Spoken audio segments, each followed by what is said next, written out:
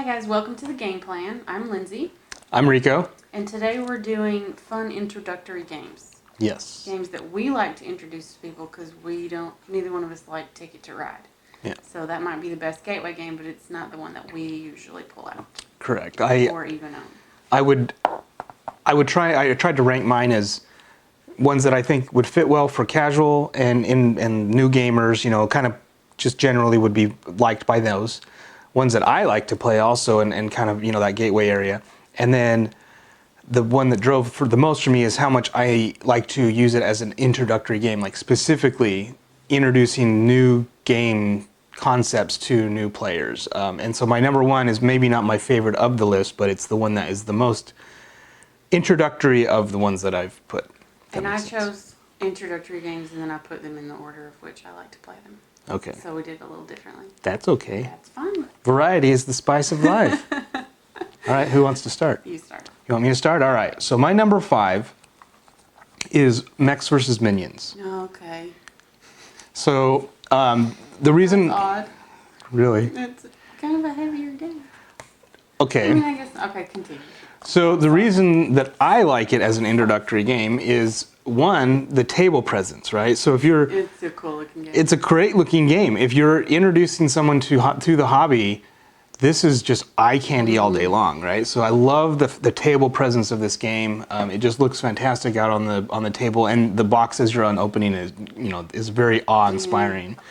And then the reason I think it fits well as a gateway-ish introductory game is it's cooperative. So no matter how difficult it gets, you can always help each other. Yeah, I need a lot of help in this game.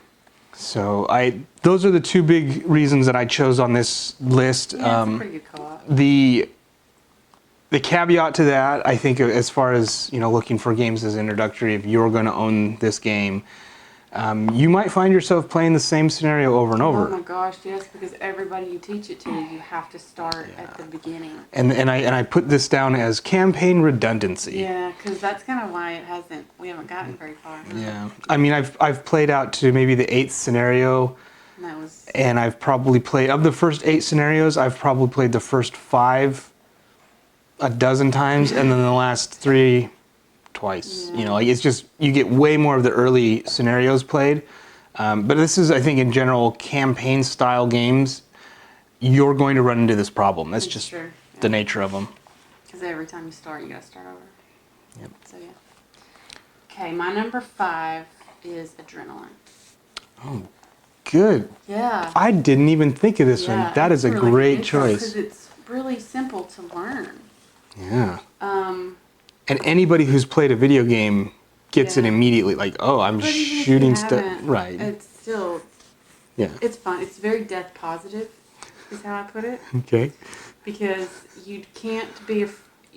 You shouldn't be afraid of getting shot or dying, because every time you die, you come back with more abilities. It's as you take damage. Yeah, that's right. You increase. Yeah. So you don't mind getting shot, because as you take damage, you get to move faster and get more actions on your turn. But dying isn't the end of the world, because you just spawn in another place on the board, and you can go as if nothing had happened. Start over, So it's.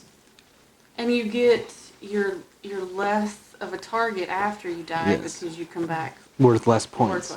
Yeah. So anybody who may feel picked on shouldn't.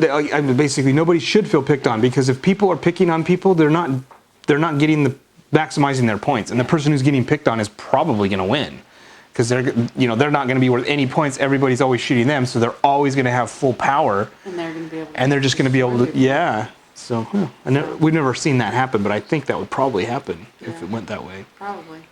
Another thing I like is diceless combat. Yeah. Like, you don't have to roll any dice. Once you're dead, you just die, and then you keep on going. So it's just like, okay, this person died. Let's resolve that, and then it's your turn again. Like, it's very fast, and it's fast moving, fast flowing game. Good choice. I didn't even think of it. Very good choice. The only thing for like new players is they may be fear of retaliation. They may be hesitant to shoot people. I mean, it's a game where you just shoot people and you kill them. But I remember when I went in the first time, I don't like combat games. And when I went in the first time, I was like, oh, I don't know, should I shoot this person, or I don't know if they're going to come after me if I shoot them, but that's just not even an issue after you start getting into it. Yeah. So I think that's just like maybe a first round fear. Yeah. But after that. That makes sense, and I think that's probably an important point on introductory games in general. I try to position it so that myself and one or two other players who do know the game go before the new players go, and that could help with that. Like, they see that I just went into the room and started doing stuff. They may feel more comfortable doing that themselves, but I could see that. So that was Cool. All right. What was your number 4? Number 4. My number 4 is Splendor. Okay. And I don't think that's probably a huge surprise to you. What I really like about Splendor is the basic engine building that it gives you. It's a great game to introduce that concept that throughout the game, the choices I've made will improve my future choices. And engine building with the gems, basically in Splendor, you're going to be choosing which gems to kind of put into your collection. Some of them have points on them, some may not.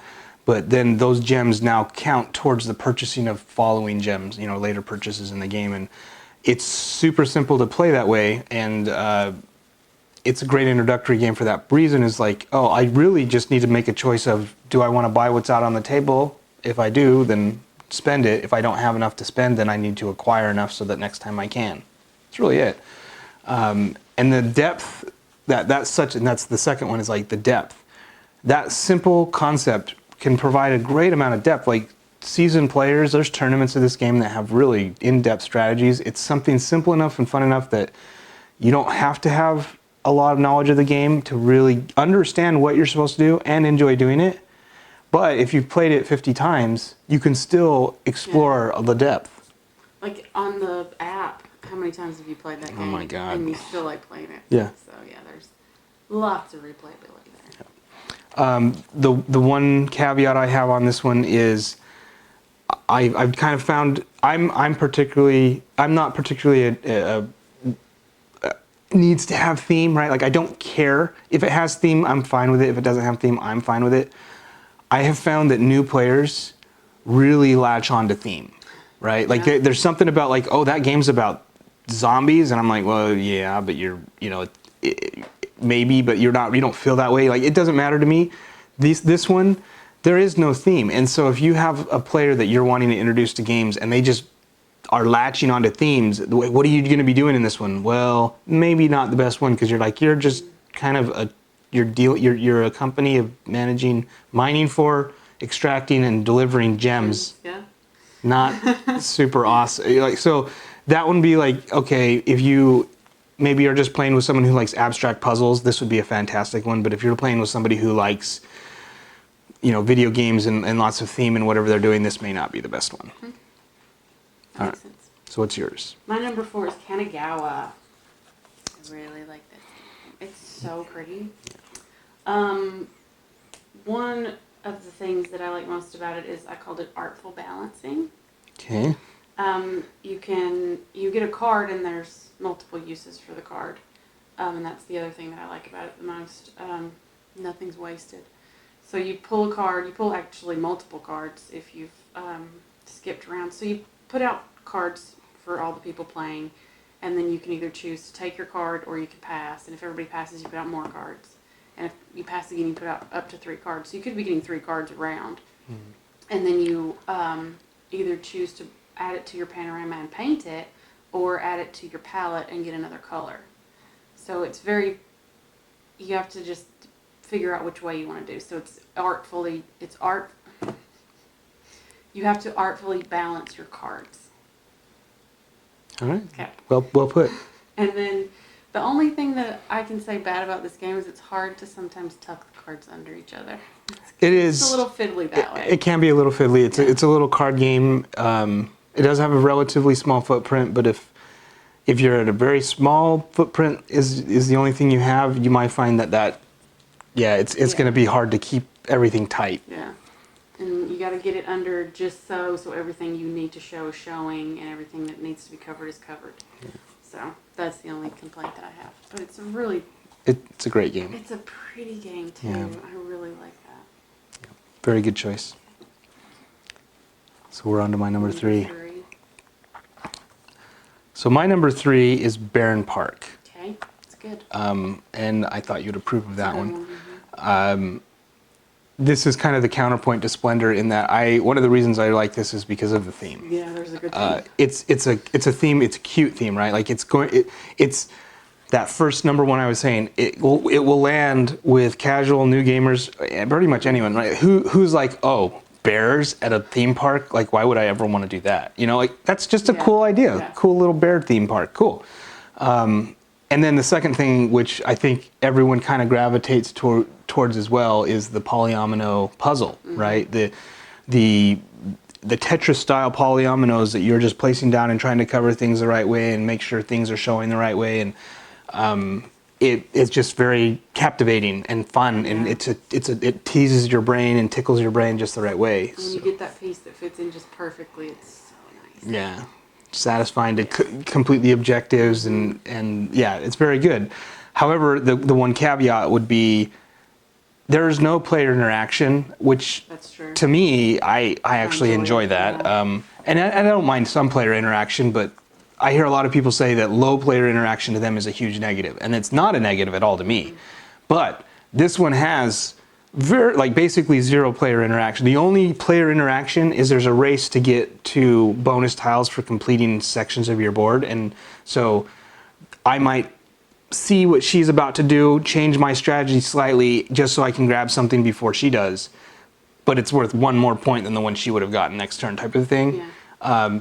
And then there's some of the shapes that are only one per game. That's so true. if you're planning on taking this one and somebody takes it in front of you, that can be a little heartbreaking. Yeah, but that's all the interaction that there is. that's all So very, very little player interaction. So if someone that you know really likes Risk and just in-your-face combat or battle, pass on this one. Yeah, but I'm not going to be playing with that person anyway. Probably not.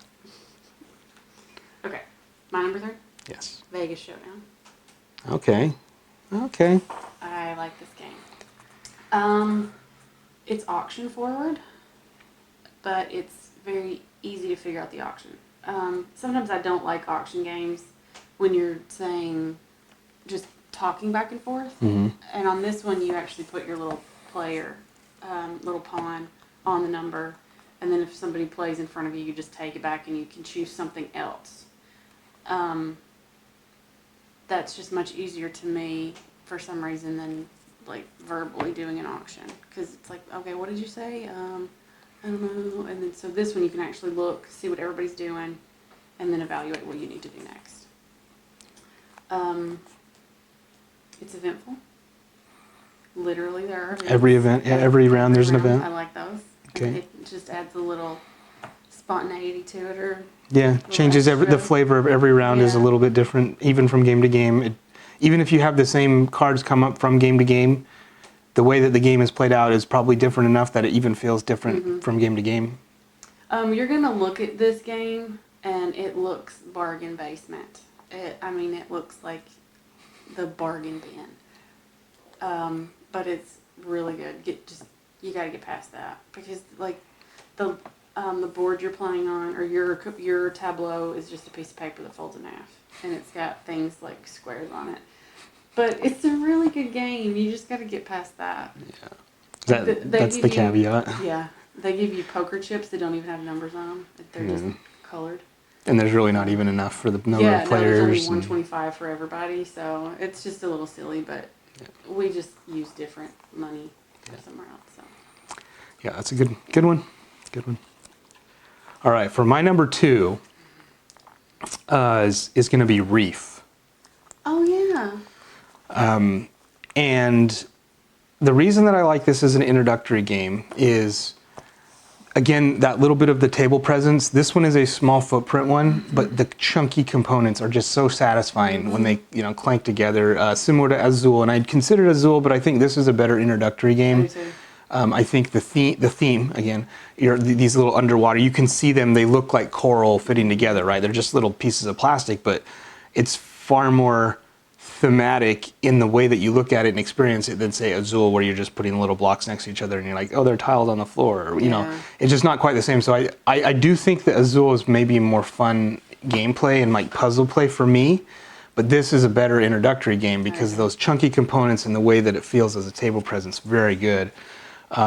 I also like this one for a lot of the reasons I like some of my favorite games, is the focused timing thing, where you try and you'll be setting up a really good turn leading up to that anticipation and making sure things like, oh, I really want it to time out in this kind of way so that I can have this kind of this, and then on my one turn I can do this and turn in all these things.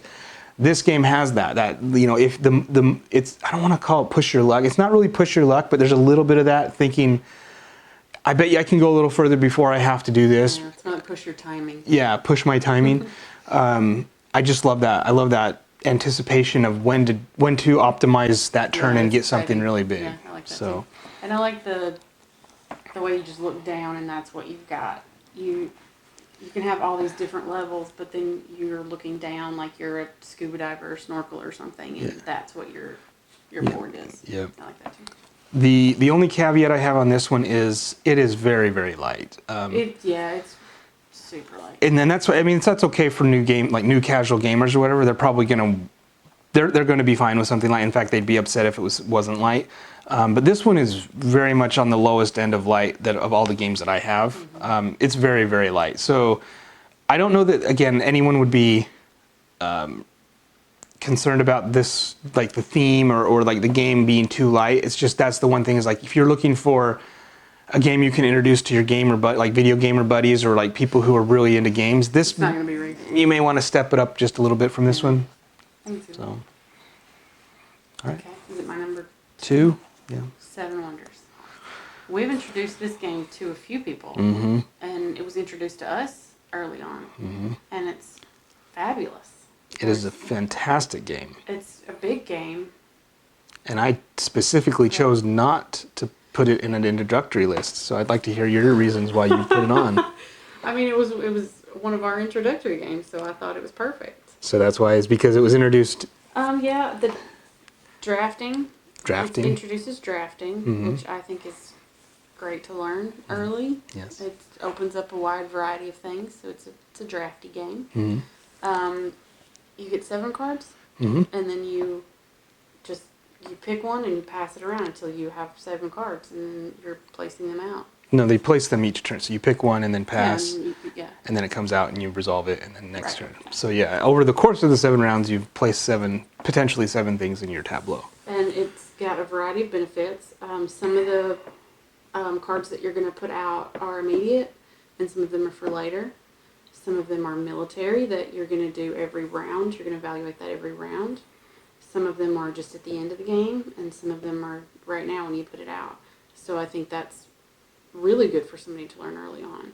Like there can be such a variety in the same game. Sure.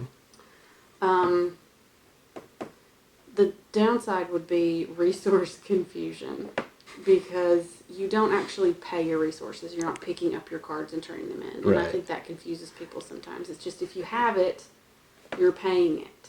And you can borrow from the people on your left or your right, but you can't borrow from that guy. And that's confusing sometimes too. If you can't borrow from everybody. Yeah. So I think that's kind of the big confusion in Seven Wonders. Yeah. It is it's one of my favorite games, and so there's no doubt as far as how good of a game I think it's fantastic. I purposefully I looked at it and considered it because a lot of people say this is a good gateway game, but I'm not going to complain that it's or I would not argue that it's a good gateway game. It's just, to me, I don't want to introduce someone to this game. And the reason I don't like introducing it is because there is a lot of icons I have to explain. That's true, yeah. And every single turn, they have this hand of cards, especially since you start with 7. Like if you started with 1 and worked your way up to 7, that'd be different.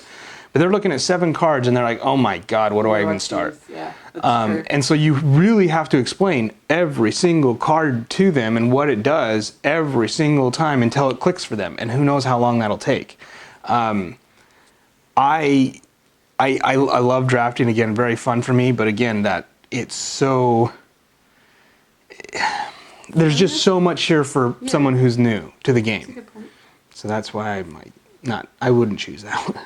I can understand that. Agree to disagree? Yeah. All right. Okay, number 1. Number 1. Okay, so my number 1 is Between Two Cities. I'm guessing that's your number That's my one. number one, too. Yeah. And I think, and that doesn't surprise me, and I think this probably doesn't surprise you for me either. Like, we're not surprised by this as much. Everything she's saying about Seven Wonders is kind of what I like out of this Yeah, one. because you do the drafting and stuff first. So that's what I have is drafting. I love drafting, and it's a great mechanism, and I think it really opens up the game to people who have never seen drafting before, because they're realizing what they're looking at is going to be seen by everybody. So eventually they're going to see everything as well, for the most part, right? Like, you get to see so much of the game pass in front of your eyes. I think that just opens up creativity for decisions and all that kind of stuff. Really love the drafting. But then in addition to that, which I think really is why this is my number one, and again, remember I ranked mine, the best one was the one I like to introduce the most, is because of the semi-co-op nature of you're building a city from with someone on your left here and someone on your right here, and each person is doing that. So you're literally between two cities, and you're judged based off of which city is the worst of the two. So you really want to build them up equally, and you need to work with the person on your left and your right to do that. And so as an introductory game, it could be an experienced player next to a new player next to an experienced player. As long as you have an experienced player next to a new player, when they're making their decisions, you're always chatting about, oh, I've got these, okay, who am I going to put where? Yeah. And that person can explain to them everything about the benefits of each one and why and the shaping and all that. And it doesn't feel like an interruption to the game, because if multiple new players, some may not have the same questions. And so it feels very personalized in that sense. It's like, I don't understand. Does this need to be a square or a rectangle? All the other new players may like, I already know that. I don't need to be disrupted to hear about that. We can have that conversation while we're discussing this. And for that reason, I just feel like it flows really, really It well. kind of solves that problem of Seven Wonders, where you're just sitting there looking at your stuff and you just have no idea what to do, because you can actually talk about, oh, do we need this or that, and stuff like that. Yeah, exactly. Now you can't be like, here's my hand, Yeah, what do I no, choose? yeah. But you can be like, well, we know we don't want to put a power plant here because it's going to be next to this, or we know that we want shopping malls here. So I would say probably go for like avoiding this type and try and look for those types maybe. Yeah. And then they'll look and say, they'll make their best decision. Mm-hmm. And it has the player aid card, which is helpful, which Seven Wonders might need to include, but it'd be like a folder. Yeah, it would be a pamphlet, Yeah. especially with all the expansions. Yeah. So, I liked the exciting reveal of, like, you have two what are they Tiles. called? Tiles. Yeah. And you put them down, together, and then you can choose which city you put each one on. So you can be like, okay, I know that we needed a beer hall, but I passed that one, so hopefully they chose the beer hall because I sent that to them. Yeah. And then you can, it's really exciting when you reveal. Yeah. So I like that part. When it works, like when you feel like the person you're working with is getting that meta game of it, that's really satisfying. You're like, yeah, you did. Mm-hmm. I do have a caveat on this one though. Oh, yeah. What's your caveat? It's kind of meatless. Like, really heavy gamers aren't going to want to play this over and over again. Yeah, very light. So it's the reef situation right, kind of. yeah. I could see that. Yeah, it is. It's pretty light. My caveat is probably why this game isn't, why I don't enjoy this game more. Like, I do enjoy it, it's fine, but it's not one of my favorites, and I'm not going to be asking for it. But again, what are you laughing Because at? you're just like, it's fine. It's a fine game. I love this game. It's a fine game. It's a fine game. But I'm not going to be asking to play it. Okay. And this is why. Why? I won't be asking to play it. Is because I believe it has the illusion of decision. And what I mean by that is I have played this game where I don't look at the tiles and I just draw two randomly. And I've done just as well on average doing that as if I were to actually make the decision. Now, I've never done that. it's an absolute joy to play either way. I really Well, it's more fun. Yeah, it's more fun looking and choosing. And that's an absolute joy. And I love it as an introductory game because it's fun to play. But that's why I think it's the caveat, is because I really don't think it matters much in the end. Like, when I say... How many times have you done that, though? Twice. I've done it twice. And when I say that I don't look at them, like the hand that's given to me for drafting, I just shuffle them and take two. And when I reveal them, I do then make a decision like, okay, this one will be better here or here. But I don't look at all the tiles when I'm making the decision. And I've done that But twice. you've got, the other people are making decisions. Yeah. So Yeah, you would have to have everybody not make decisions. To and I know said if that's true. it might be Okay, the illusion of decision. Okay. I think there might be that. That's fine. but scientifically, it's a little bit flawed. Oh yeah, I'm not claiming there's Okay. any scientific evidence around this claim. My empirical data is very much personal and it's anecdotal at best. Okay, yeah. All right. So that's it, huh? That's it, yep, because we picked the same one. Yeah. For number 1. Awesome. Well, so tell us what games you like to see and play as introductory games. Are they the standard gateway games that other people talk about? Are they a little different for reasons kind of like what we've given? I'd love to hear about them in the comments. Tell us any experiences you've had with the games we've played. Yep. That's it? Yeah. All right. Thanks for watching. Yeah. See you next time.